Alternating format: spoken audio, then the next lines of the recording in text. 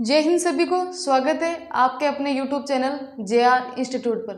और आज हम बात कर रहे हैं राजस्थान की भूगर्भिक संरचना, क्योंकि हमने ज्योग्राफी स्टार्ट कर दी है जिसमें हमारे दो या तीन टॉपिक हो चुके हैं। अब हम बात कर लेंगे राजस्थान की भूगर्भिक संरचना।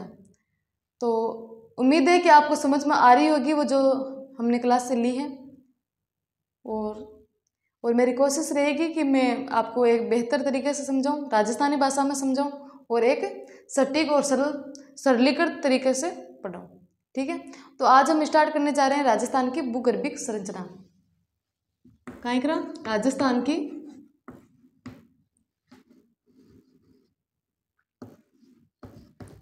भूगर्भिक संरचना।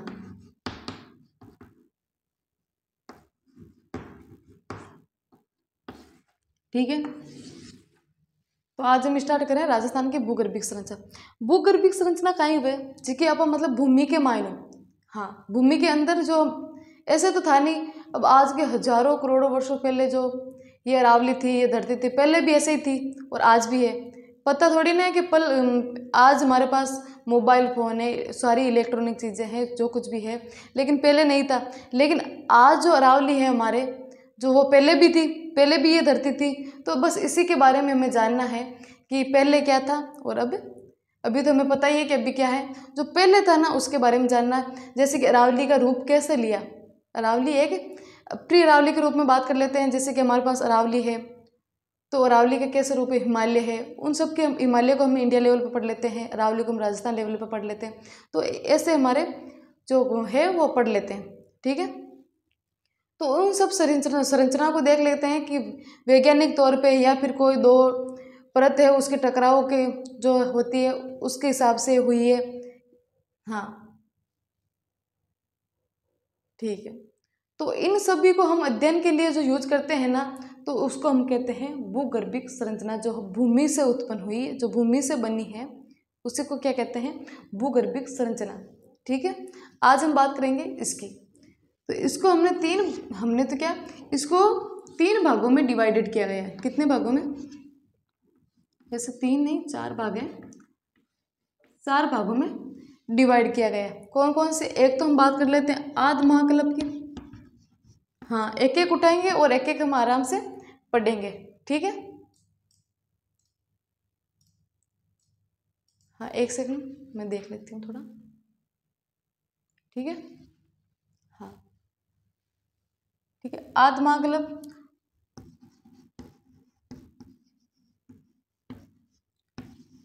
कौन सा, एक हो गए हमारे आद्य महाकल्प और एक मध्य नवीन और एक पुराजीवी। चौक चेंज कर लेती हूँ। ठीक है, एक बात कर लेते हैं पुराजीवी। ठीक है, एक बात कर लेते हैं पुराजीवी, एक मध्यजीवी,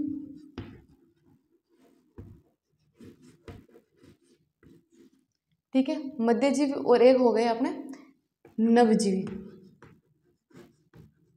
कौन कौन से, एक तो हुआ आपने आद्य महाकल्प, पुराजीवी महाकल्प, मध्यजीवी महाकल्प और नवजीवी महाकल्प।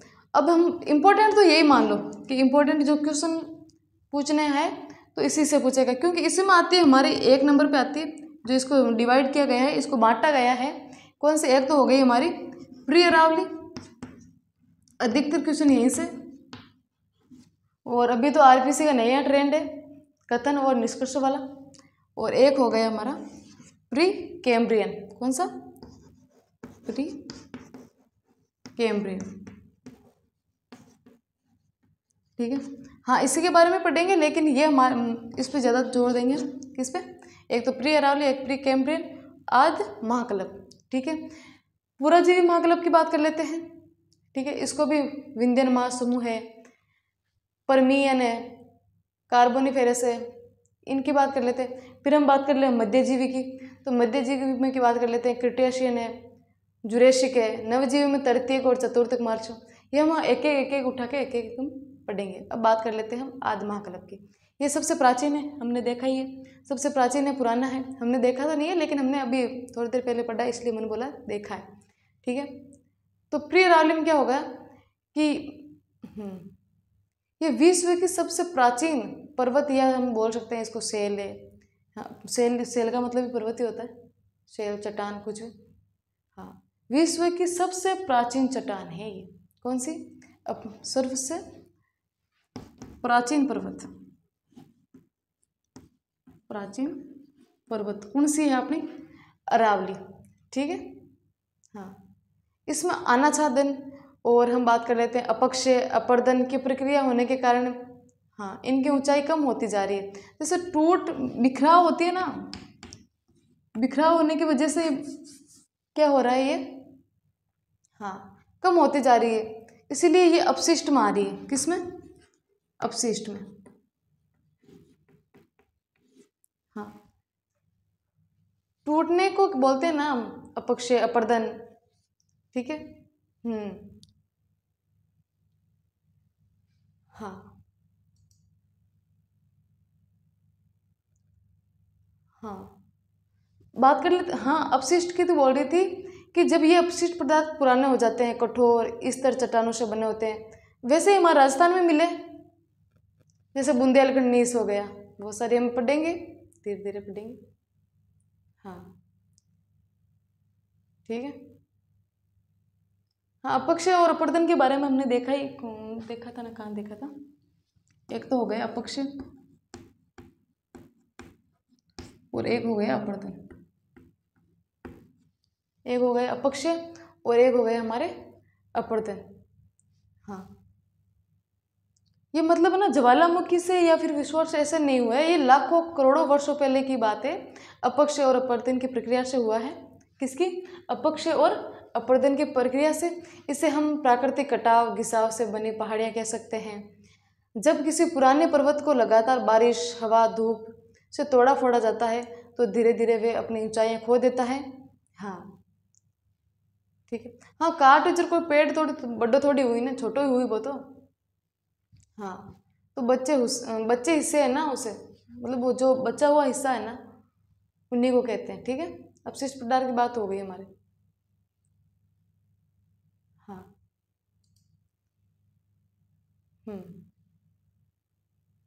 तो हाँ, अभी बात की थी ना अपक्षय और ये अपर्दन।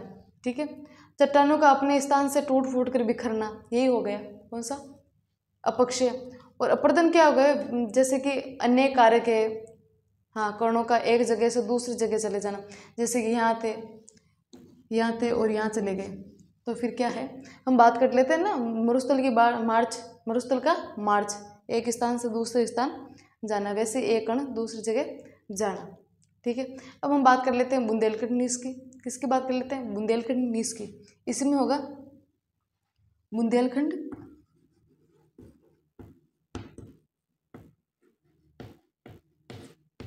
नीस की, बुंदेलखंड नीस की। बेड़च घाटी है ना।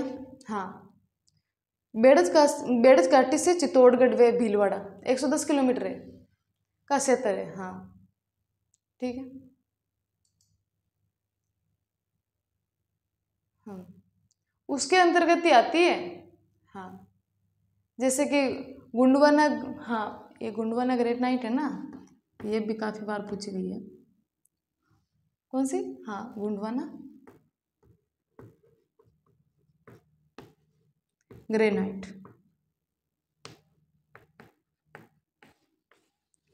हाँ, ये भी पूछी गई है वैसे। हाँ, मुख्य चट्टान है वैसे बात करें तो। हाँ हाँ, इस युग की मतलब चट्टानें है ना, जो सबसे पुरानी यही है, जिसे हम आज अरावली कहते हैं। अरावली अरावली पर्वत भारत की सबसे प्राचीन पर्वतमालाओं से एक है। ये एक वलित पर्वतमाला है, ये तो हम रटे हुए हैं कब से। ये एक, हाँ, वलित पर्वतमाला है, यानी ये पर्वत धरती के अंदरूनी यानी कि अंदर से परतों के आपसी दबाव से सिकुड़ने के कारण बनी है। हाँ, इस प्रक्रिया को हम क्या कहते हैं? फोल्डिंग प्रक्रिया, वही कहते हैं। हाँ, अरावली के क्षेत्र से कुछ मतलब जुड़ी बातें बोल देती हूँ। वैसे तो हम अरावली को विस्तार से पढ़ेंगे, लेकिन थोड़ी सी, जैसे कि वलन, वलन क्या हो गया? क्या है, वलन क्या है। तो वलन जब धरती की सतह मोड़ खाती है, यानी कि जब धरती की सतह मोड़ खाती है, ऊपर नीचे की स्थिति लेती है, तो क्या होती है, वलन। तभी तुम कहते हैं कि अरावली एक वलीय पर्वतमाला है या पर्वत है, कुछ भी बोलते हैं। हाँ, वैसे ही जैसे उद्घाटन की बात करते हैं हम, जब अंदर की चट्टानें सतह पर दिखती है तभी उद्घाटन होता है। जब एक नदी का उद्घाटन हाँ, संकुचन क्या किसे कहते हैं, सिकुड़ना। क्या होता है, सिकुड़ना। हाँ, ठीक है। फोल्डिंग, जब दो प्लेट आपस में टकराती है और मुड़ जाती है, ये प्रकाश संश्लेषण में भी पढ़ते हैं हम। ये आती है और अपने आप स्थान मुड़ जाती है, यह पढ़ते हैं विज्ञान में। ठीक है। हाँ, जब दो प्लेटें हों, ये एक प्लेट, ये दो प्लेट, जब आपस में टकराती है और मुड़ के अपना निकल जाते हैं साइड से, उसी को क्या कहते हैं हम, फोल्डिंग। ठीक है। हाँ, जैसे अरावली क्षेत्र एक विशेष भूगर्भीय मतलब फॉल्ट की है। हाँ, जिसे ग्रेट बाउंड्री फॉल्ट, जिसे क्या कहते हैं। हाँ, हम अगली क्लास में अगली स्लाइड में लिख लेते हैं। ज़्यादा कुछ नहीं है, नॉर्मल सा टॉपिक है, इतना नहीं है हार्ड। इसमें आपको बस वो आध वाला याद रखना है और बाकी तो इतना कुछ नहीं है। हाँ, GBF, ग्रेट बाउंड्री फॉल्ट। ठीक है, great boundary fault.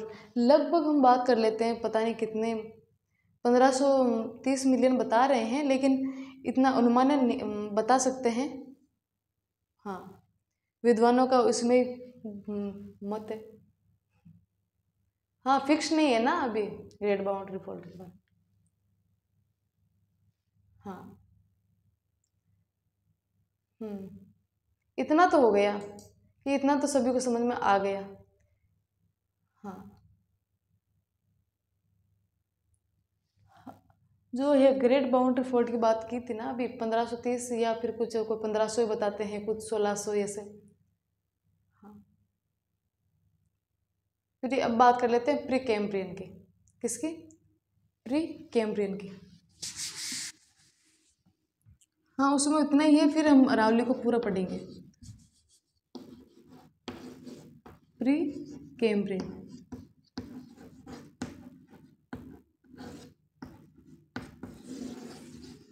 Pre Cambrian की बात करते हैं कि अरावली पर्वतमाला का निर्माण अपनति के कारण हुआ है। बात की थी हमने अपक्षय। हाँ, ठीक है, ठीक है।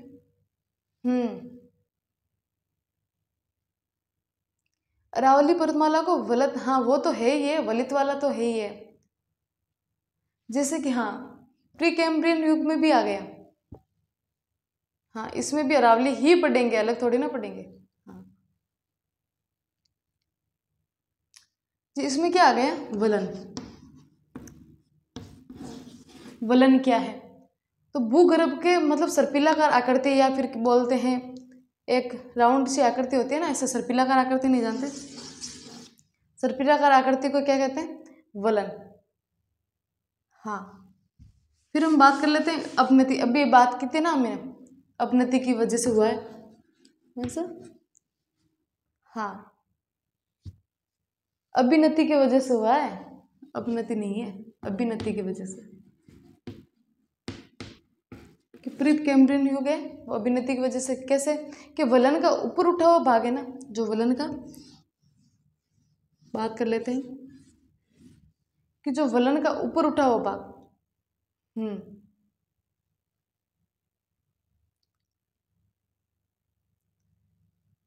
हाँ, जो ऊपर उठा हुआ भाग है वो तो होता है अपनति। कौन सा हो गया, अपनति। हाँ, जैसे ये हो गया ना सर। हाँ, ये तो हो गया अपनति, और जो नीचे उठा हुआ भाग है ना उसे कहते हैं अभिनति। कौन सा, ये है अभिनति और ये है जो जको भाग नीचे है ना बिन केवा अभिनति और जको ऊपर है बिन काई केवा अभिनति, हाँ अपनति। और आ काई है वलन, वलन यानी सॉरी वलन बोलते हैं ना कि अरावली एक वलित परिवर्तमाला है। हाँ ठीक है, समझ में आई अति बात। तो बाकी तो अति कोई समझा वाली बात ही को नहीं कि आप रट्टा मार सका। हाँ जति में समझाई कि भाई प्री कैम्ब्रियन के मायने और एक प्री रावली के मायने। एक प्री रावली तो अपन याद रखना पड़ी क्योंकि मैंने आप रावली पढ़ा, और एक मायने भी रावली पढ़ा तो इन्हें भी याद रखना पड़ा। बाकी मध्यजीवी परजीवी बस हाँ एक बार नज़र देख ली, ठीक है।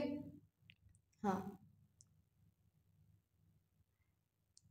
जो मतलब ऊपर उठा हुआ भाग बताया था ना अभिनति, और ये नीचे वाला भाग अभिनति, ठीक है। अब बात कर लेते हैं हम। हाँ जो मेगमा जमा होता है ना उसके बोलते हैं, हाँ उसे बोलते हैं फेकोलीय। हाँ हाँ मान सीमा भ्रंश भी है, ग्रेट बाउंड्री फॉल्ट कहते हैं, जिसे 1530 मीटर ऊपर उठा हुआ उठ जाता है या फिर उठा हुआ है उसे बोल, हाँ GBF, GB और F great boundary fault 1530 metre, 1530 metre. हाँ वो तो मिलियनों में बताया था ना कि उतना पुराना है, उतना बताया था। हाँ इसको भी हमने दो पार्टों में पढ़ेंगे। कौन से? एक तो अरावली महासमूह और एक हम पढ़ेंगे देहली महासमूह। कौन सा? एक तो आप पढ़ा अरावली महासमूह और एक आप पढ़ा देहली। देहली है ना, दिल्ली है ना, दिल्ली सुपर ग्रुप यही है। एक तो अरावली सुपर ग्रुप, क्या अरावली समझ में आना। एक तो अरावली सुपर ग्रुप, हाँ थे अब इंग्लिश मीडियम है ना, अरावली सुपर ग्रुप और एक दिल्ली सुपर ग्रुप, ये हम पढ़ेंगे दो, ठीक है। तो हम बात कर लेते हैं। ये तो समझ में आ गया विलित वाला का, इतना तो कुछ था नहीं इसमें, नॉर्मल था जो हमने देख लिया। अब हम बात कर लेते हैं प्री कैम्ब्रियन को भी हमने दो पार्टों में डिवाइडेड करके पढ़ते हैं, ठीक है। हाँ ये सारी इसी में आएगी, बाहर नहीं जाएगी। अरावली सुपर ग्रुप है ना, जो ये अरावली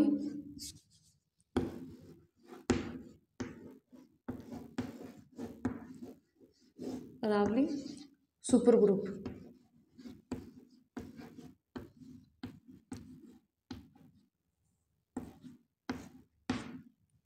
और एक बात कर लेते हैं हम दिल्ली सुपर ग्रुप।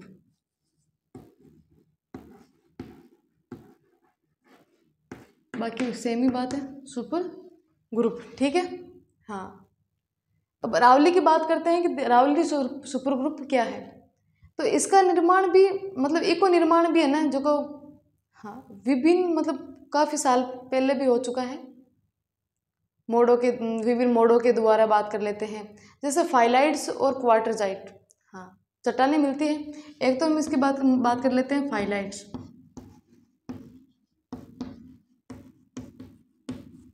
हाँ एक तो हम बात कर ले फाइलाइट्स और एक क्वार्टरजाइट। हाँ ये क्या है? चट्टानें।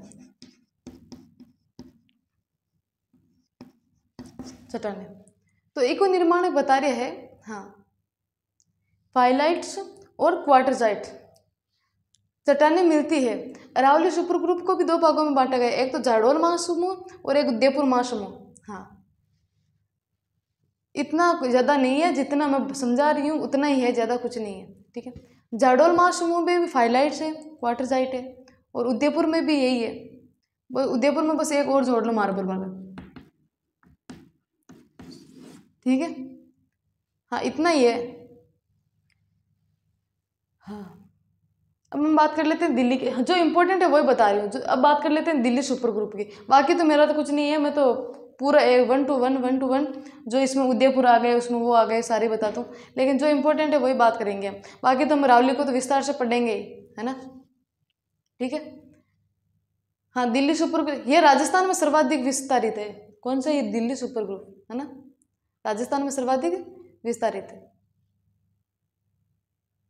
जैसे कि हम बात कर लेते हैं कि जैसे ये राजस्थान है, ये क्या है, राजस्थान। ये हमने बात की है राजस्थान की। तो राजस्थान में जो इधर वाला पार्ट है, कहाँ से यहाँ से अरावली का पार्ट है, यहाँ से अरावली का पार्ट है।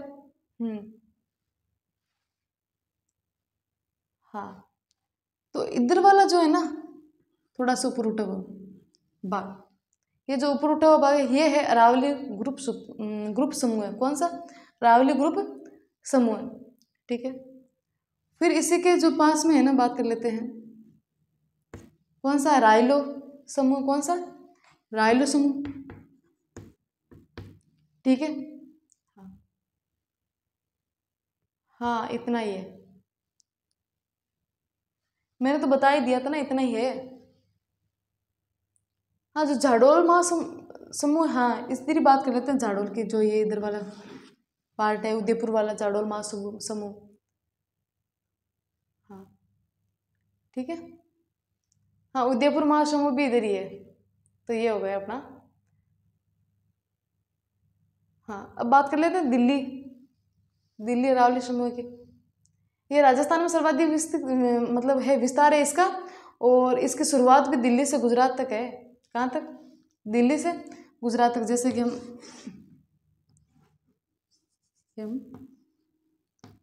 वो ऊपर बना लेंगे, ये कहाँ से कहाँ तक है? दिल्ली से गुजरात तक। गुजरात कहाँ गया? इधर वाला पार्ट, दिल्ली से गुजरात तक।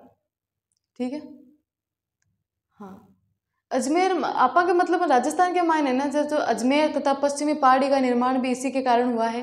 दिल्ली सुपर ग्रुप को भी 3 भागों में बांटा गया है। एक तो रायलो, मैंने अभी बताया था, रायलो सुपर ग्रुप है। हाँ, ये दिल्ली ग्रुप के समांतर ही चलता है। कौन सा? ये रायलो वाला। इसके अंतर्गत क्वार्टरजाइट मार्बल, जो मकराना का मार्बल है, वो भी इसमें ही है। फिर हम बात कर लेते हैं अलवर वाली। हाँ एक बार बता रही हूँ, फिर बात कर लेते हैं ये साइड वाली अलवर वाली। कौन सी? ये अलवर वाली। ये अलवर वाली भी इसी में है। हाँ, अलवर के आसपास की जो पहाड़ियाँ है ना, उसी में विस्तारित है। अलवर समूह के उत्तरी भाग रायलो समूह के विसंगत है। जैसे उत्तर में आ गया ना ये रायलो वाला। ठीक है, फिर हम बात करते हैं अजबगढ़ समूह। अजबगढ़ कहाँ है? अजबगढ़ भी इधर ही है, अजबगढ़ समूह।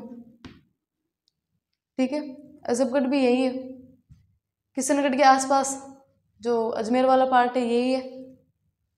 हाँ ऐसे बना लो तो कोई दिक्कत नहीं, यही पार्ट है। हाँ, एरनपुरा जो छावनी भी रही थी, लेकिन यहीं पटेंगे। जो दिल्ली सुपर ग्रुप है ना, वो अरावली सुपर ग्रुप आगे संरचना के मायने मतलब विभेद है, वृत्तनिक में संरचना में थोड़ा सा अलग है, बस तो ही ध्यान रखना। हाँ, बात कर लें अब पुराजीवी की।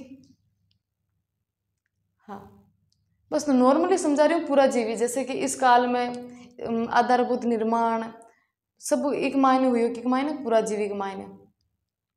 विंध्यन महासमूह है, परमियन कार्बोनिफेरस है, ये सारा इसमें है।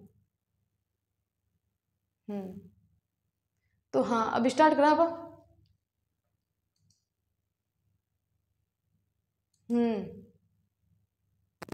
हाँ, तो विंध्यन महासमूह ये धौलपुर करौली वाला क्षेत्र आ गया। कौन सा? धौलपुर करौली वाला क्षेत्र। हाँ, इतना तो समझ में आ गया होगा आप, मुझे लगता है।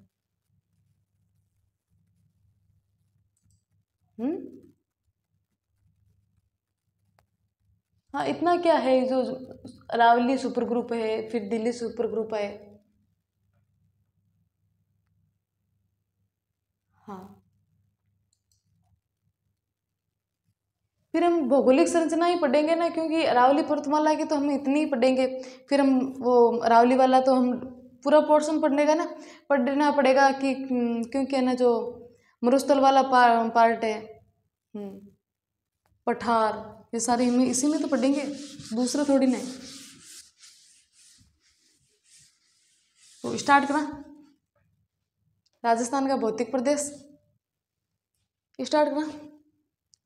राजस्थान का भौतिक प्रदेश।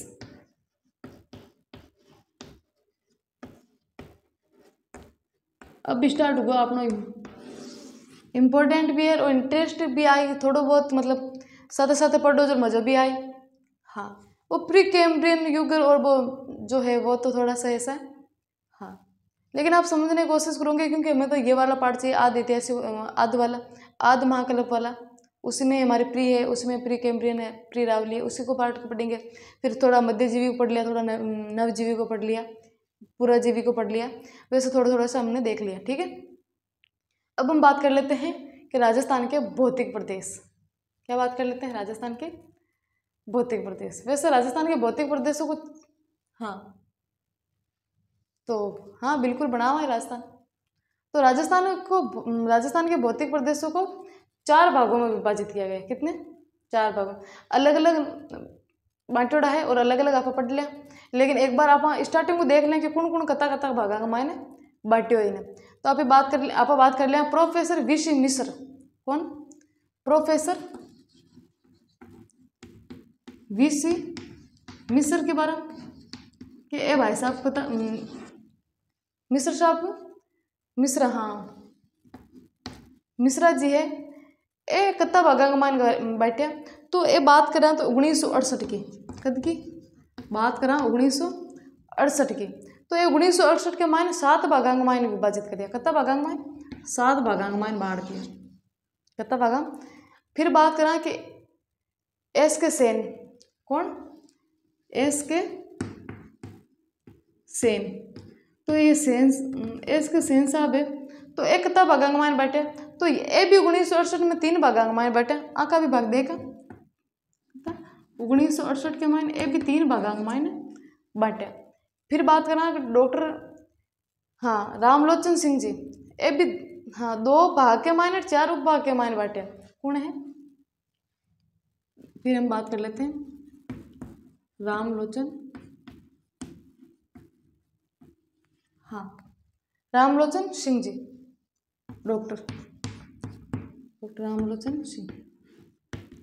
कत्ता भागा?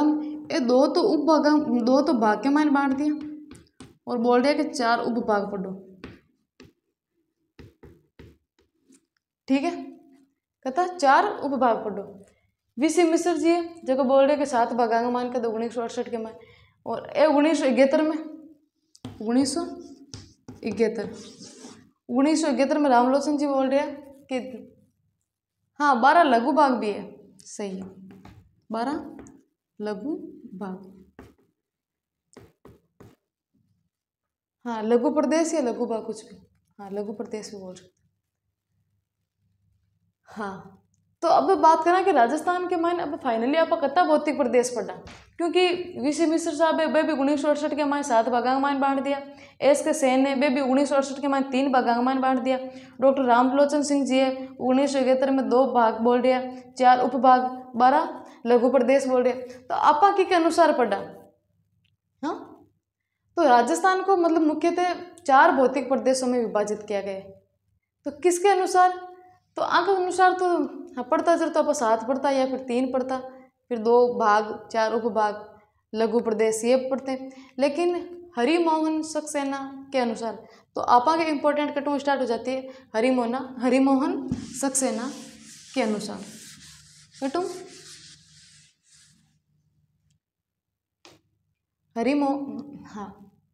हरिमोहन सक्सेना के अनुसार, कौन के अनुसार? हरिमोहन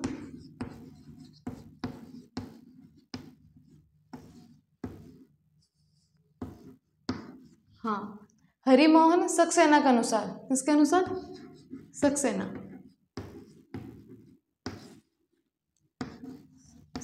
के अनुसार। तो हरिमोहन सक्सेना जी है ना, उन्होंने 4 भागों में विभाजित किया। कितने भागों में? 4 भागों में। तो ये इंपॉर्टेंट है। एक पहले बात कर लेते हैं हम थार के मरुस्थल की, एक एक पढ़ेंगे। फिर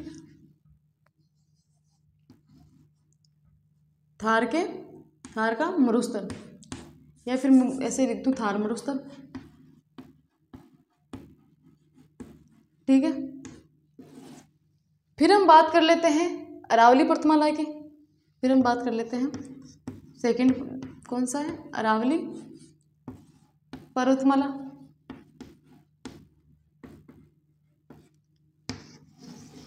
फिर 3 नंबर बात करते हैं पूर्वी मैदान, पूर्वी मैदान। फिर 4 नंबर दक्षिण पूर्वी पठारी क्षेत्र प्रदेश, दक्षिण पूर्वी पठारी प्रदेश। 4 नंबर कौन सा हो गया? दक्षिणी पूर्वी पठारी प्रदेश।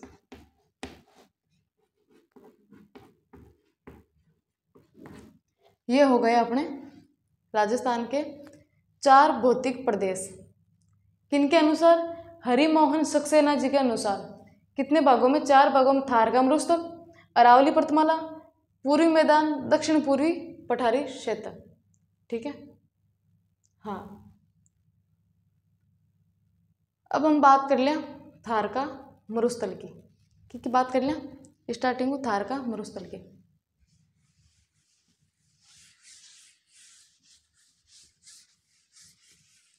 अपन ठा है कि आप भौतिक प्रदेश पढ़ रहे हैं तो बिग मान पढ़ रहे हैं आप थार का मरुस्थल, कहाँ पढ़ रहे हैं?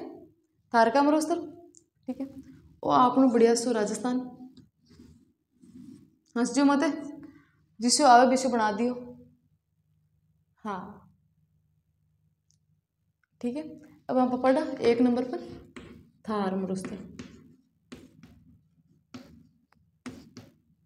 ठीक है, थार मरुस्थल। तो थार के मरुस्थल की आप बेसिक चीज़ें देख ले एक बार कि कहीं कहीं है कहीं नहीं है। जो सकरा है ना, सकरा अरबी भाषा है। सकरा क्या है? सकरा कौन सी भाषा है? अरबी। अरबी भाषा का शब्द है कौन सा? मरुस्थल। हाँ, मरुस्थल का अर्थ होता है मरुभूमि। हाँ, मरुस्थल का अर्थ होता है क्या? मरुभूमि, यानी वनस्पति रहित, बिना, एकदम क्लियर। हाँ, तो मरुस्थल, हाँ, ये अरबी भाषा का शब्द तो है सकरा।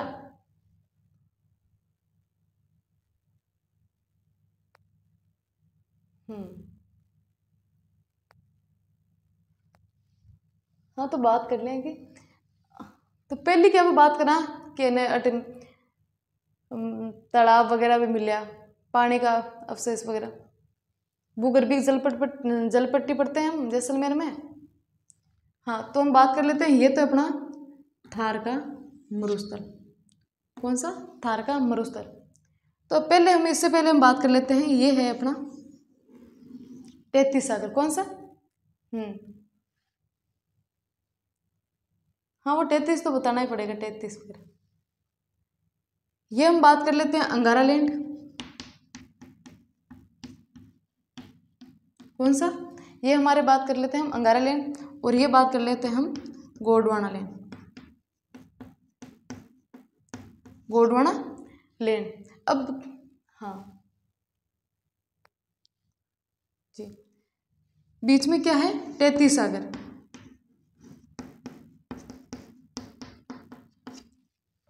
बीच में क्या है? 33 सागर। हाँ, इन दोनों के टकराव से भी उत्पन्न हो सकता है।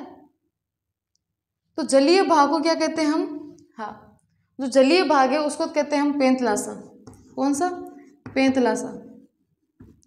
आसानी से समझा दूंगी, आपको कुछ नहीं करना, बस देखना है कौन सा गोंडवाना का हिस्सा है, कौन सा अपना 33 सागर का है, क्योंकि अपना अंगारा लैंड नहीं है।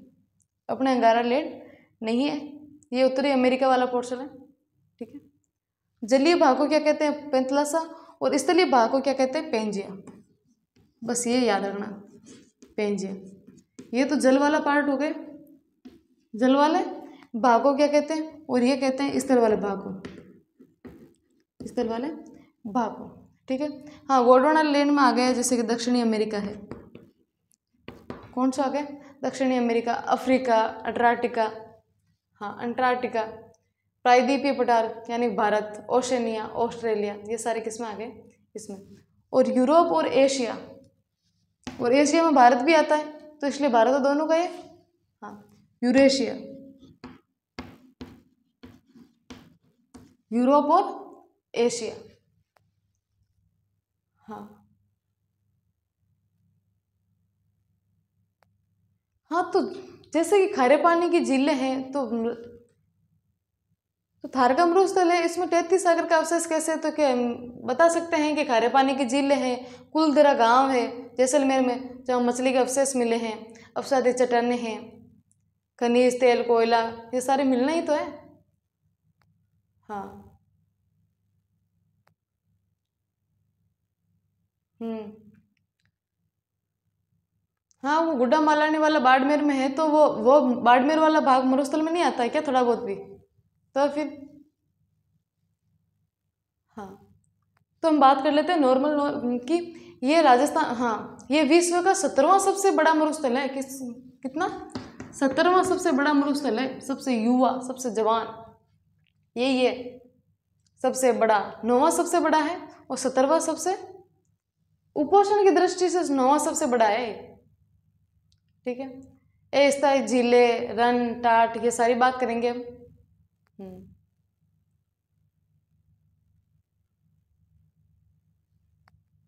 ये तो हो गया। हाँ, काजरी आफरी सब इसी में है। तो हम बात कर लेते हैं इसकी कि राजस्थान के अंदर जो थारका मरुस्थल है उसे बोलते हैं सबसे युवा मरुस्थल।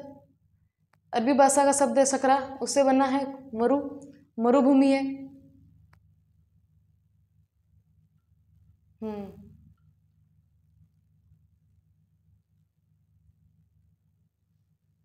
ठीक है, मरुस्थल का अपने मूल स्थान से आगे मरुस्थल का मार्च, तो मरुस्थल का मार्च क्या है? मरुस्थल का मार्च, मरुस्थल का मार्च। ठीक है। हाँ, जैसे कि कोई एक चीज़ है, जैसे कि ये कोई ए है, ये अपना, या फिर कुछ भी मान लो, जैसे कि ये चट्टानें हैं, तो ये जैसे कि ये जाएगी, तो ये एक स्थान से दूसरे स्थान जाएगी, धूल मिट्टी कण जो भी है एक स्थान से दूसरे स्थान जाएगी, उसे क्या कहेंगे? मरुस्थल का मार्च। क्या ना, आज तो बट सेना मार्च करी है, आज बट मार्च करी है, जी हाँ है मरुस्थल का मार्च, यानी मरुस्थल का आगे बढ़ना, मरुस्थल का और अधिक फैलना। इसको क्या कहते हैं? मरुस्थल का मार्च। हाँ, बेसिक चीजें वैसे थारका मरुस्थल तो नॉर्मली तो है। मरुस्थल में वर्षा ऋतु के अंतर्गत अस्थायी झीलों का निर्माण हो जाता है, जिसे रन टाट कहते हैं। पालीवाल ब्राह्मण है ना, पालीवाल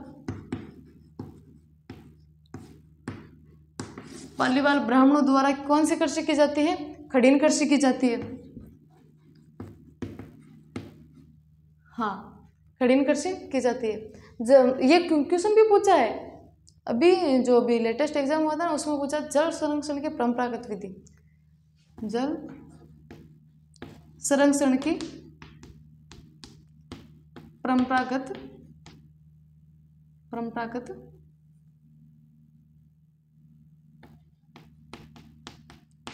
विधि।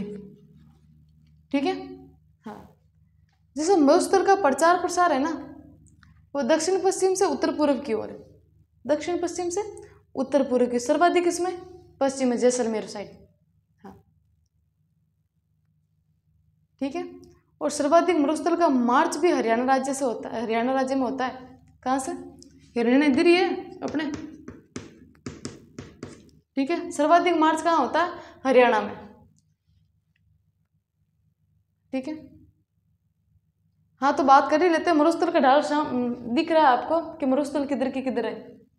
देख लो, मरुस्थल वाला पोर्शन उत्तर पूर्व से दक्षिण पश्चिम। अगर आपकी बात भी कर लेते हो तो क्या हो जाएगा? सामने पड़ा है, सामने पड़ा, देखो देख के बोल सकते हो कि ढाल किस तरफ है। उत्तर पूर्व से दक्षिण पश्चिम के। अब बात करते हैं मरुस्थलीकरण, मरुस्थल के लगातार आगे बढ़ने को, है ना। आप कतो भी कोशिश करें, लगातार आगे बढ़ रही है, बिन कहाँ के मरुस्थलीकरण। और मरुस्थल को मार्च किन के बढ़ गो, आज सेना यहाँ मार्च करेगी, आज वहाँ मार्च करेगी, आज हम यहाँ जाएंगे, ये सारे क्या, जो एक स्थान से दूसरे स्थान जाना, उसे क्या कहते हैं? मरुस्थल का मार्च। हाँ, तो की वजह है वन को नहीं, पर्याप्त बरसात को नहीं, ये वजह। हाँ पहले 1973 में राजस्थान में 101 दिन वर्षा होती, लेकिन वर्तमान में यानी कि अब बार कती है 29 दिन रहेगी औसत, कत्ती कट की देख लो। हाँ वर्षा के कम पर तापमान भी बढ़ता है, इस कारण चट्टाने अपक्षय वगैरह पड़े थे अभी। हाँ हाँ अपक्षय पड़े थे ना, टूट फूट कर बिखर जाना चट्टानों का। अब हम बात कर लेते हैं हाँ अतिचारण पशुचारण तो हुए कहीं जो केरे केजड़ी है ये सारा हुआ ना इस साइड। तो अब बात कर लें कि मरुस्थल है ना बिन रोकबा को उपाय कहीं है, तो कुछ तो उपाय उल्लो। तो एक ही उपाय है कि एक तो सर्वाधिक वृक्ष लगाओ, फिर कहीं है कि सामाजिक वानिकी का विकास करो। हाँ वही है, मृदा का उचित प्रबंधन हो, जैविक खेती को बढ़ावा मिले, जनसंख्या पर नियंत्रण हो। छोटी छोटी बातें जो कि आप 10-11 में पढ़ी। ठीक है अब इम्पोर्टेंट बात कर लेते हैं काजरी। हाँ वो बात चंदन जो राजस्थान जो जैसलमेर का है ना समगांव, वो तो बिल्कुल एकदम कंप्लीट साफ है, इसमें कुछ नहीं है, पेड़ पौधे कुछ नहीं है, दोहरा है जगह आप देख पा जावा और जगह बारू आवा जगह देख बन ए देख आप तो देख देख बोर उगवला जो भी साइड वाला। तो एक है ये दोहरा, और दोहरा ने कहीं के दरियन कहीं के दरियन कहीं के दरियन। ठीक है और एक आप बात करा कि जो चंदन नलकूप है, एक है भूगर्भिक जल पट्टी। हाँ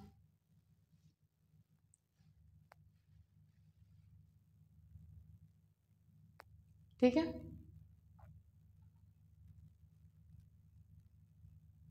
अब बात कर लिया। हाँ ठीक है आगे चला। अब आप बात कर लें काजरी की। मरुस्थल आज पढ़ लियो तो दोबारा पढ़वा की जरूरत को नहीं, वो तो फिक्स है, चाहे आप रिवीजन के लिए देखो या फिर आप नोट्स बनाने के लिए देखो कुछ भी। अब हम बात कर लेते हैं काजरी। कौन सी बात कर लेते हैं काजरी की, central arid research.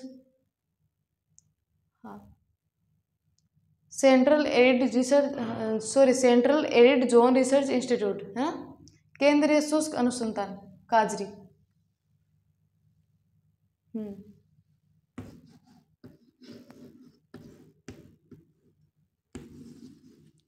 Central arid zone research institute क्या है, central arid zone research institute. पहले देखा था कि हमने ये पढ़ के गए थे।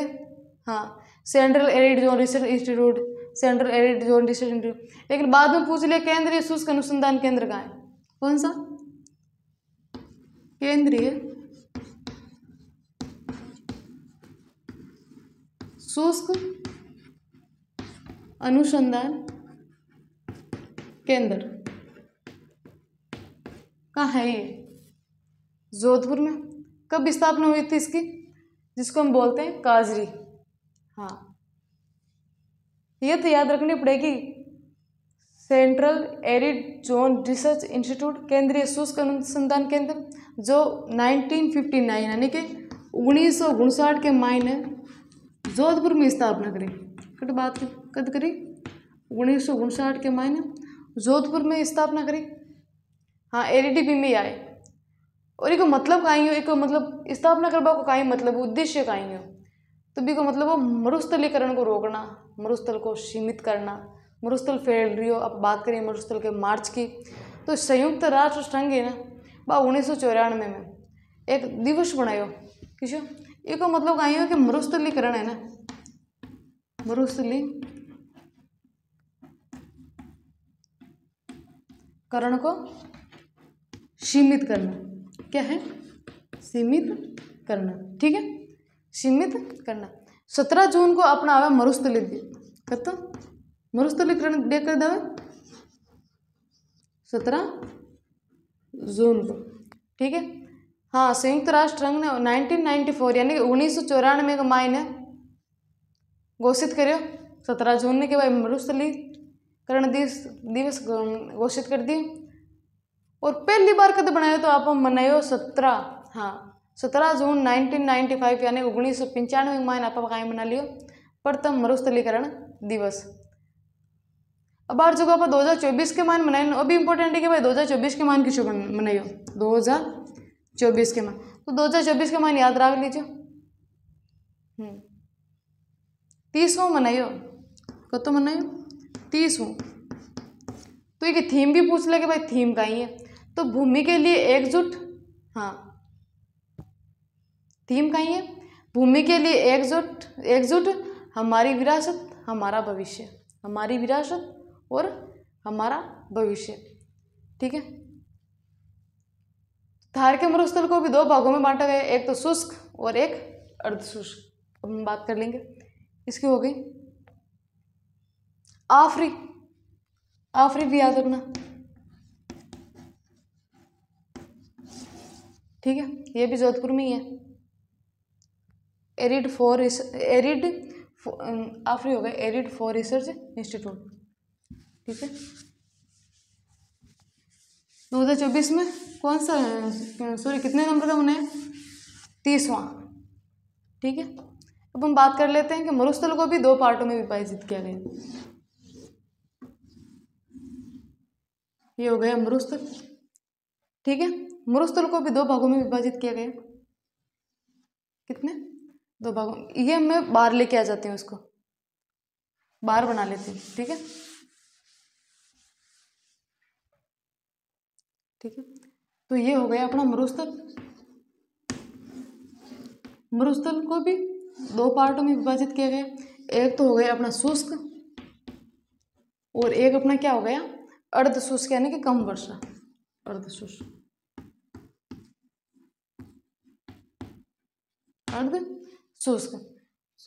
शुष्क का मतलब 10 से 20 सेंटीमीटर वर्षा, 10 से 20 सेंटीमीटर वर्षा। ठीक है, और अर्धशुष्क में 20 से 40 कहती थोड़ी सी ज़्यादा 40 सेंटीमीटर। ठीक है, हाँ, तो हम पहली बात करेंगे शुष्क मरुस्थल के। तो इसको भी 2 भागों में बांटा गया, एक तो बालू का स्तूप और एक बालू का युक्त। कितने भागों में 2 भागों में। एक तो हम बात कर लेते हैं बालू का स्तूप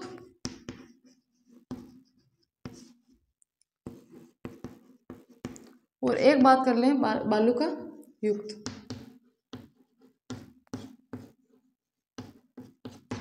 ठीक है, तो पहले बात करेंगे हम बालू का स्तूप की, ज़्यादा नहीं है बस थोड़ा सा ये। अब हम बात करेंगे बालू का स्तूप युक्त की, तो ये कितने % है वो बात करेंगे हम। ठीक है, हाँ 58.50%, 58.50% ये अपने बालू का स्तूप है। युक्त ये मुक्त है, ये मुक्त है और ये अपने युक्त है। ठीक है, 58.50%। तो ये कितना है, ये 41 कितना है 41%। हाँ 41.50। हाँ, इतना लंबा कोई नहीं पूछेगा आपसे इसकी वो कितनी है वो कितनी। ठीक है, हाँ पूछ लेते हैं कि बालू का स्तूप युक्त के 40% भाग पर स्तूप कितना है, तो 16.3 है। ढका हुआ भाग कितना है। तो एक बात कर लेते हैं बालू का स्तूप युक्त में बात करेंगे कि एक बात करते हैं अनुदैर्ध्य। कौन सी बात करेंगे हम, अनुदैर्ध्य। हाँ, जो पवनों की दिशा के समांतर बनते हैं ना, समानांतर,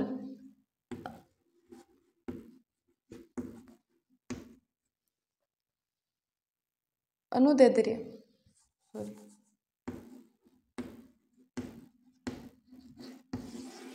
जो पवनों की दिशा के समानांतर यानी कि समानांतर। अब समानांतर कैसे, तो ऐसे ऐसे, ये जो पवनों की दिशा के मतलब समानांतर बनती है ना एकदम, उसे क्या कहते हैं अनुदैर्ध्य। तो विस्तार की जगह तक है तो जैसलमेर, बाड़मेर, जोधपुर और फलोदी। कटा हुआ है तो जैसलमेर, बाड़मेर, फलोदी और जोधपुर कौन सा हो गया अपना अनुदैर्ध्य। हाँ, अन्य बालू का स्तूप की तुलना में मतलब यह वनस्पति ज्यादा है। हाँ, लंबाई भी सर्वाधिक है, लंबाई भी सर्वाधिक है। तो पवनों की दिशा के समानांतर कौन बनते हैं अपने अनुदैर्ध्य। ये किसमें है बालू का स्तूप युक्त में। अब बात कर लेते हैं हम अनुप्रस्थ की। अनुप्रस्थ भी है ना। हाँ, इतना समझ में आया होगा। अनुप्रस्थ है वो भी पवनों की दिशा के समकोण पर, समकोण में समझते हो आप, ऐसे जैसे कि समकोण पर। हाँ, ऐसे पवन आई है तो वैसे समकोण पर निकल गए। ठीक है, समकोण पर बनने वाले स्तूप। और इसका कहाँ है तो पुंगल बीकानेर में है। तो एक हम बात कर लेते हैं अनुदैर्ध्य की, अनुदैर्ध्य। फिर बात कर लेते हैं अनुप्रस्थ। ठीक है, फिर बात कर लेते हैं हम बरखान की। ठीक है, क्या बात कर लेते हैं बरखान की। हाँ हाँ, ये तो हो गई। फिर तारा बालू का स्तूप यानी कि तारेनुमा बालू का स्तूप, जो भी तारा भी बोल सकते हैं। हाँ ठीक है, फिर हम बात कर लेते हैं नेटवर्क सब्र काफी अवरोधी। लेकिन इम्पोर्टेंट बारे हम देख लेते हैं एक बार। ठीक है, विस्तार से देख लेते हैं, फिर हम सारे एक एक ऐसे देख लेते हैं। हाँ, तो ये हमने पढ़ा था कि पवनों की दिशा के समानांतर बनती है वो क्या है अपने अनुदैर्ध्य। और इसका विस्तार कहाँ से कहाँ तक है जैसलमेर, बाड़मेर, फलोदी और जोधपुर। एक तो हो गया, एक तो अपना हो गया जैसलमेर, एक बाड़मेर और एक फलोदी। हाँ हाँ, जैसलमेर, बाड़मेर, फलोदी और एक हो गया अपना जोधपुर। फलोदी तो वैसे नहीं रहा, जोधपुर। ठीक है, समझ में आया। हाँ, बालू का स्तूप में इसकी लंबाई सर्वाधिक है, अभी मैंने देखा था ना। हाँ, फिर बात करते हैं अनुप्रस्थ की। जो इंपॉर्टेंट है वो देख रहे हैं, जो पवनों की दिशा के समकोण पर बनते हैं ना। अब कैसे बनते हैं समकोण पर, तो अभी मैंने बताया था, जैसे कि पवन इधर से आ रही है तो ये समकोण पर बन रही है ना। हाँ, तो इसी को क्या कहेंगे हम अनुप्रस्थ। तो इसका कहाँ कहाँ से विस्तार है, तो एक तो हम बात कर लेते हैं बीकानेर में, बीकानेर की बात कर लेते हैं। फिर हम बात कर लेते हैं रावतसर यानी हनुमानगढ़ की, हनुमानगढ़ की। ठीक है, हनुमानगढ़ की बात कर लेते हैं। फिर सूरतगढ़ यानी गंगानगर की, गंगानगर की। मैं शॉर्ट में लिख रही हूँ चूरू प्लस झुंझुनू। ठीक है, बीकानेर हो गया, पुगल बीकानेर, हनुमानगढ़ हो गया, रावतसर हनुमानगढ़ हो गया, सूरतगढ़ गंगानगर हो गया, चूरू हो गया, झुंझुनू हो गया। इनमें क्या है अपने अनुप्रस्थ बालू का स्तूप। ठीक है, अब हम बात कर लेते हैं बरखान की। बरखान अर्धचंद्राकार, हाँ आकृति की है ना, जो जैसे कि ये हो गया, सॉरी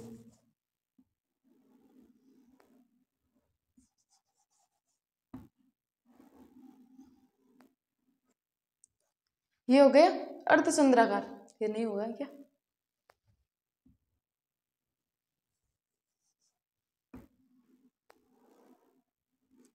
अर्धचंद्राकार रेत के है ना, उससे कहते हैं। हाँ ठीक है, जैसे हाँ ऐसे हवा चलती है ना, फिर ऐसे बनते हैं। थोड़ा सही नहीं बना है, लेकिन एक बार देख लेना, कोशिश की है मैंने बनाने की। ठीक है, हाँ हाँ, तो इसका विस्तार देख लेते हैं हम कि इसका विस्तार किधर है।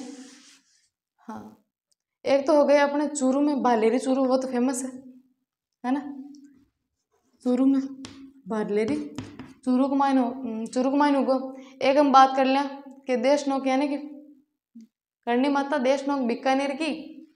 फिर एक बात कर लें बीकानेर की, ठीक है। फिर एक बात कर लें आप सिक्कर की, सिक्कर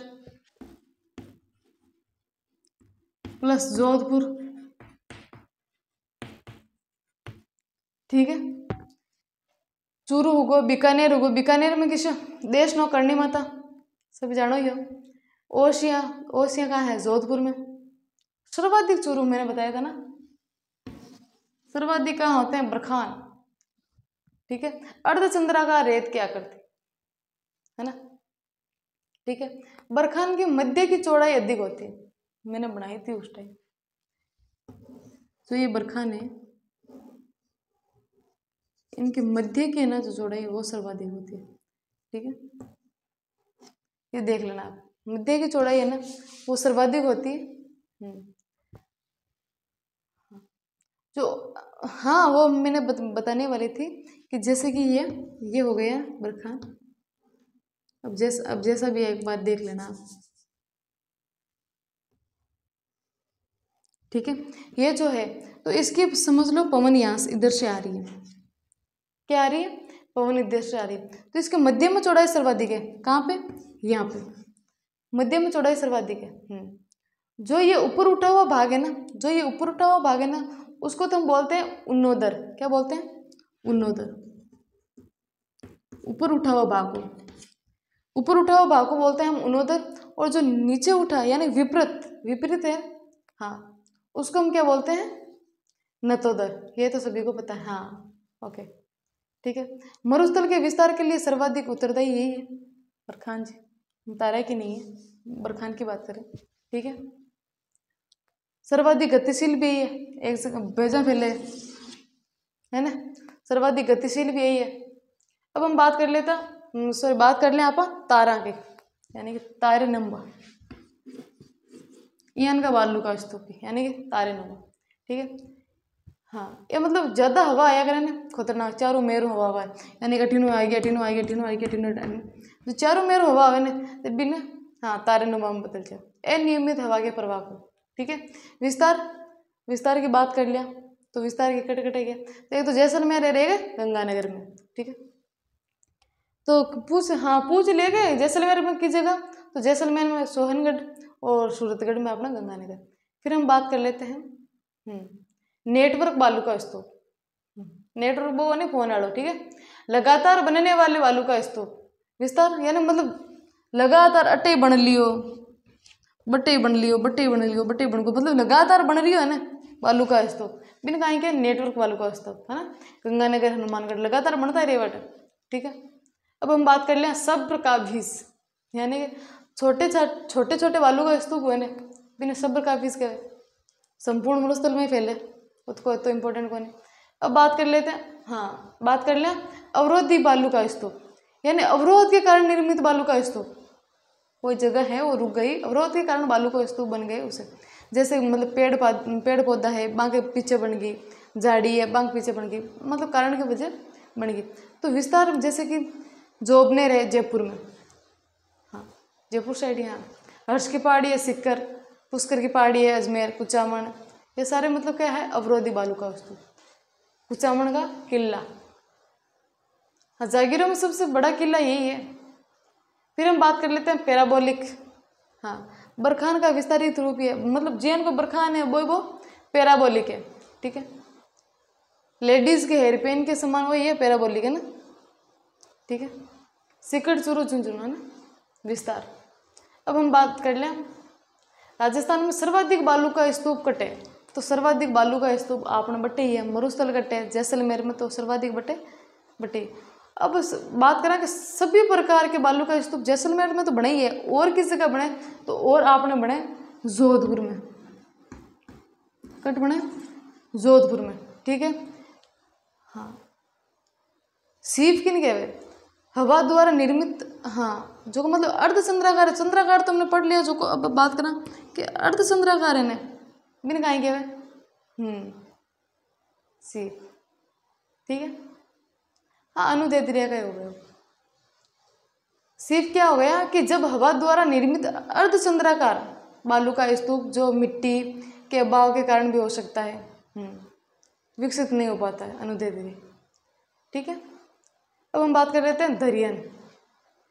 दरियन धोरा माने क्या, गतिशील बालू का स्तूप को। ठीक है, आप क्या माए धोरा मा धरती धोरारी कौन दिया, कौन किया धरती धोरा की, बता जो देखा। ठीक है, अब बात करें आप बालू का स्तूप मुक्त की, युक्त की तो बात कर ली आप, और समझ में भी आएगा। इंपॉर्टेंट 2-4 देख लीजिए एक बार। ठीक है, 17 अगस्त पे वैसे एग्जाम आएगा।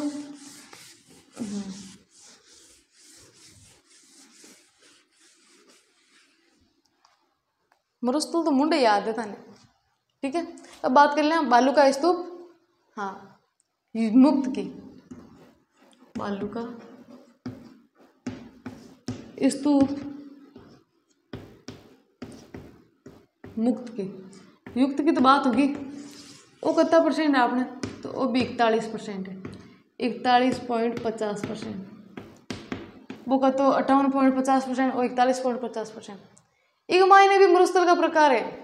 जब हमादा किन कहवे, इर्ग किन कहवे, रेतीला जो को रेतीली जमीनों बिना इर्ग कहवे, रेग।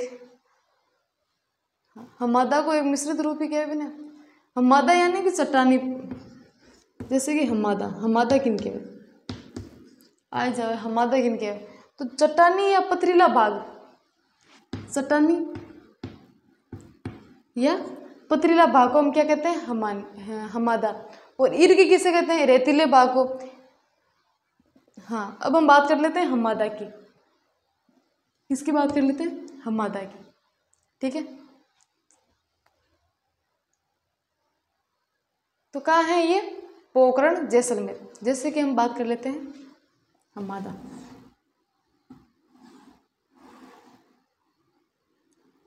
ठीक है, क्या है, तो एक साइड क्या हो गया, पोखरण जैसलमेर, क्या हो गया जैसलमेर। फिर बालोतरा, विस्तार देख रहे हैं हम, बालोतरा। ठीक है, फिर हो गया जोधपुर। ठीक है, जोधपुर। हाँ हाँ, इसी में है हमादा में सीज, SEZ, सीज। ठीक है, solar energy enterprises zone, solar energy enterprises zone, यानी कि अक्षय ऊर्जा निगम द्वारा स्थापित है ये। सौर ऊर्जा की मतलब उत्पादन की दृष्टि से प्रसिद्ध भी है, तो ये हमारा याद रखिए। कटाऊँ पोखरण बालोतरा, जोधपुर, सीज भी एक मायने। फिर हम बात कर लेता, फिर बात कर ले आप लाटी सीरीज की। लाटी डांगरे सब अपने राजस्थान में ही कटे को नहीं। डांग की रानी कौन है, बता दीजिए। फिर हम बात कर लें करौली है लाटी सीरीज की। कौन की बात कर लें, लाटी सीरीज की। भूगर्भिक जल पट्टी, यानी कि भूमि के अंदर जो जल पट्टी खोजी, पानी निकलो और वो भी पानी मीठो निकलो है। चंदन नलकूप पट्टी है नेड़े थार का गड़ा। ठीक है, भूगर्भिक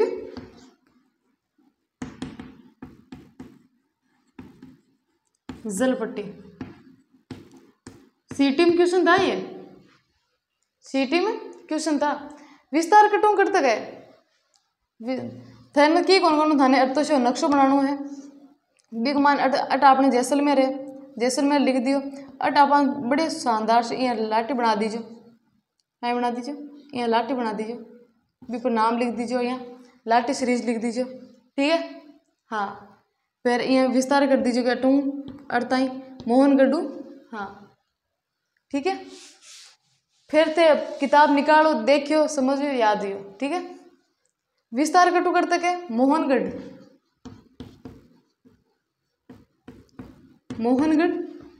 मोहनगढ़ से पोखरण, पोखरण है ना, से Pokhran Jaisalmer, Pokhran Jaisalmer.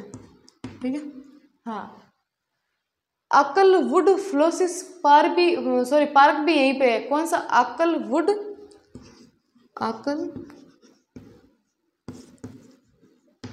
Would, second, Akal wood fossil park, fossil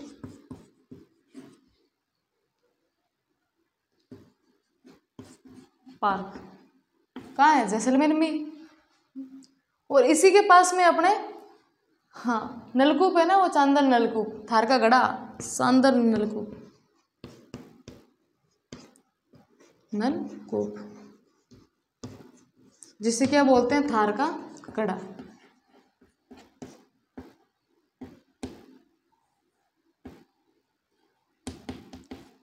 क्या बोलते हैं? गड़ा। ठीक है। सेवन घास भी हटे जेकी के गोडाउन के प्रजनन स्थली है। हाँ ठीक है। सेवन घास, सेवन घास हटे कहीं के भी ना गोडाउन की प्रजनन स्थली, गोडाउन की प्रजनन स्थली, अंडाटे बिहार आई है ये। ठीक है। हॉस्पिटल, सेवन घास बोलते हैं, सबसे मीठा घास होता है ये।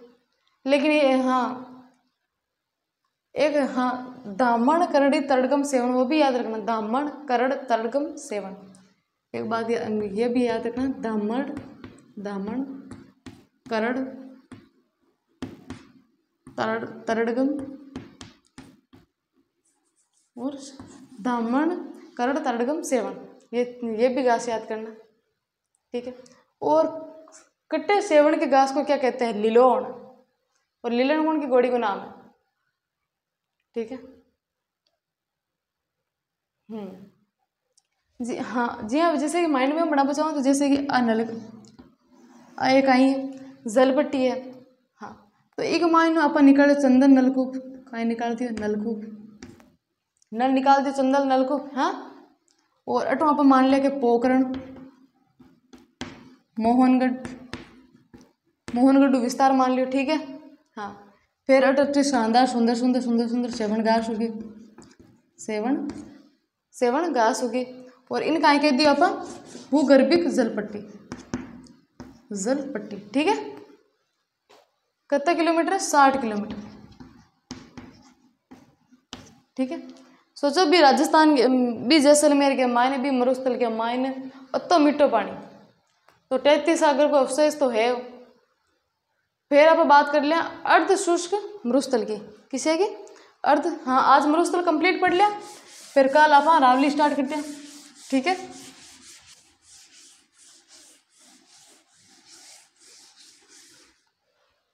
फिर आज आप फिर हम बात करते हैं अर्ध शुष्क मरुस्थल की, अर्ध शुष्क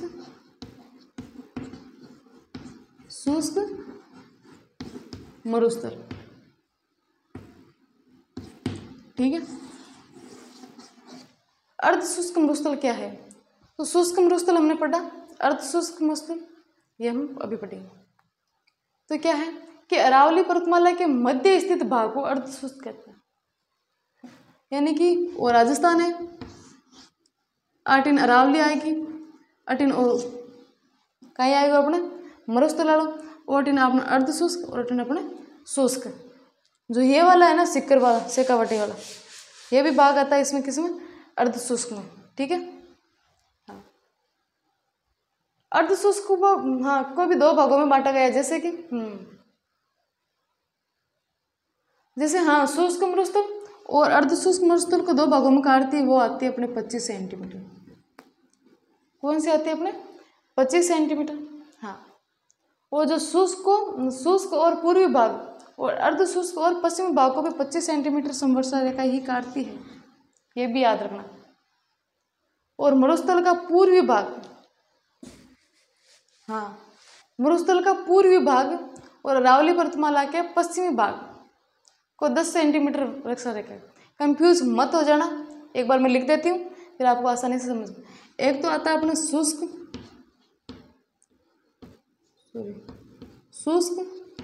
प्लस अर्ध शुष्क,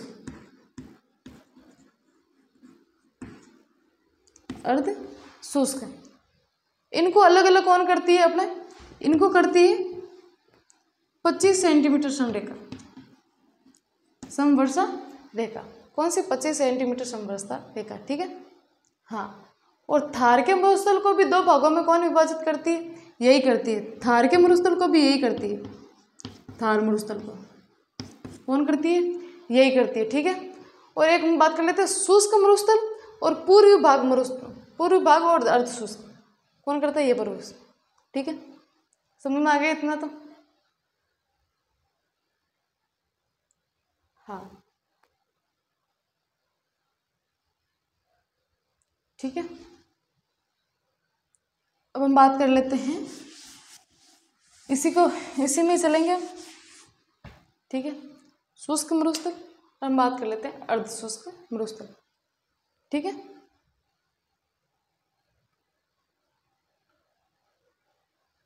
हाँ, अर्ध शुष्क की तो पढ़ रहे हैं, ठीक है। अर्ध शुष्क पढ़ रहे हैं। अब हम बात कर लेते हैं अर्ध शुष्क। ये तो हो गया शुष्क वाला, ये हम बात कर लेते हैं अर्ध शुष्क वाला। और ये अपने साइड वाली हो गई अरावली। ऐसे बना रही हूँ, एक बार देख लेना, ठीक है। इसमें हम बात कर लेते हैं जो ऊपर वाला, ये जो सेकावाटे वाला शस्त्र है, उसको हम बोलते हैं घग्गर बेसिन। कौन सा बेसिन? घग्गर बेसिन। और इसके ये ऊपर वाला, और नीचे वाला हो गया अपना सेकावाटी बेसिन। ये इसको मैं बार बना लेती हूँ, बार अच्छी तरीके से समझ में आएगा, ठीक है। ठीक है,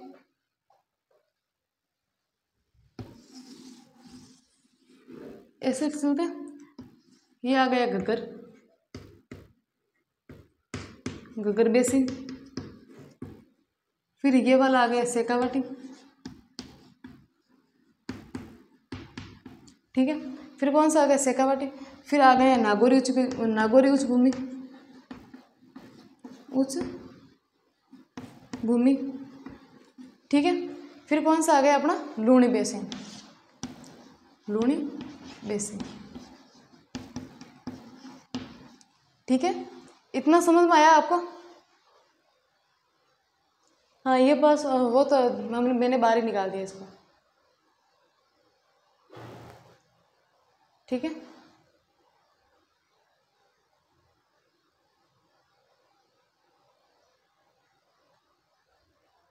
हाँ, घग्गर बेसिन, सेकावाटी बेसिन और लूणी बेसिन, ठीक है। आज के लिए इतना ही, और कल हम इसको विस्तार से पढ़ेंगे, घग्गर बेसिन को भी और नागौरी उच्च भूमि को भी और लूणी बेसिन को भी, ठीक है। कितना समझ में आया? पढ़ लेते हैं आज ही, ठीक है, कोई बात नहीं, आज ही पढ़ लेते हैं। हाँ, तो घग्गर बेसिन तो हम याद कर लेते हैं कि घग्गर बेसिन उत्तरी भाग यानी मालवा मैदान, और दक्षिणी भाग कहाँ है इसका? सेकावाटी। हाँ, पूर्वी भाग हरियाणा, वही ऊपर वाला पार्ट हरियाणा, ठीक है। पश्चिमी भाग है जो 25 सेंटीमीटर समवर्षा रेखा। जिले कौन कौन से आ गए इसमें? गंगानगर आ गया, हनुमानगढ़, वही। सर्वाधिक सेम की समस्या ही जल की अधिकता कारण होता है।